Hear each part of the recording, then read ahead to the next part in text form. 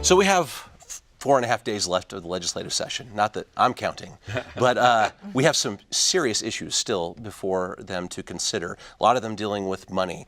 Let's talk about education for just a moment. Yesterday, the announcement came out. They're trying to get $200 million into public education funding, about a 4% weighted pupil unit increase. It's a huge amount. Rod, what's happening? Greg Hughes told me yesterday he thinks they can get it done. He says we're scratching, we're doing everything we can to find that money. They've got a plan. The 4% I think matches what the governor proposed in his budget this year, so they're trying to get there. That includes $68 million just to cover the 10,000 new students that will come into the schools next year. And he raised an interesting issue when I talked to him. A lot of the money they want to go to teachers. We have a real teacher problem in this state. Shortage, pay. I have a son who was a teacher, left the state, said I can't make enough money. I'm going to another state where I can. So I think they're trying to address that issue. They're looking at school supplies as well.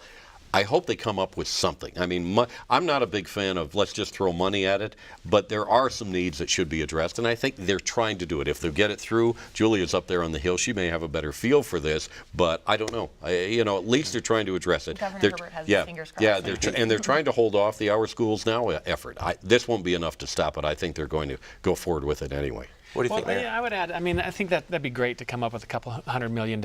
Let's keep this in perspective. We are dead last in the country for education funding. We put another $200 million at it. We're still going to be dead last.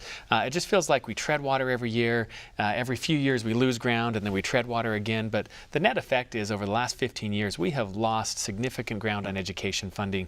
I hope they get it done, but it's not going to come anywhere close to addressing our problems. I agree with Rod. Let's not just throw money at it. We need a plan, and we need innovation, and we need to figure out ways to move forward. But this is important, but this doesn't address a couple decades of kicking the can down the road. Do you agree with Rod's assessment? This does not stop the Our Schools Now initiative? I don't think it will, because you're talking about closing loopholes, getting rid of tax exemptions so that we can get more revenue to the state. They're not doing that this session. In fact, they're creating more exemptions. There's a manufacturer's tax break that they're considering right now. So I feel like the people behind Our Schools Now are going to see that, and they're going to see, well, you're doing some, but you're not doing what you could be doing, and they're going to keep going with it.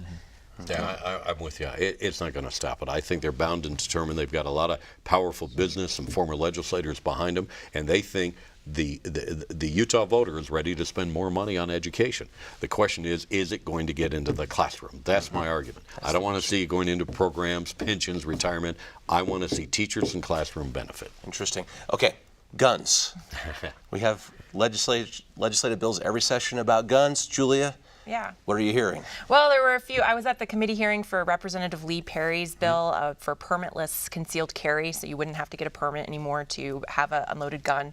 And that was a split vote. It came back to the committee, then it passed out, got through the House, and then suddenly, mysteriously, they said, nope, we're not going to do this. And the reason is because the NRA was actually opposed to it, even though there's a lot of states that have pretty much have adopted what they call constitutional carry. They felt that Representative Perry's bill, which added some domestic violence provisions that would strengthen penalties, was overly broad.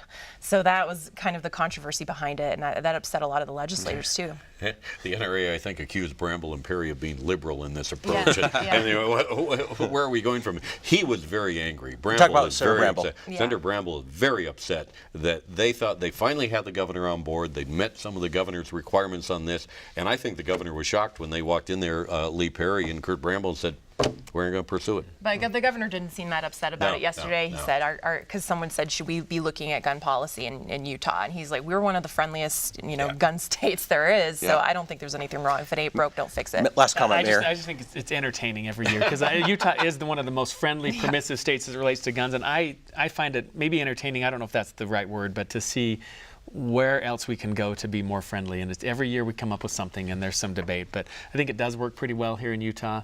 We're accommodating, and people, guns is part of our culture, and maybe you might say too much or too little, but I think the laws seem to work, and if we need to change here and there, but they seem to work. All right. That's the last comment on that. Thank you very much. Very insightful. Thanks.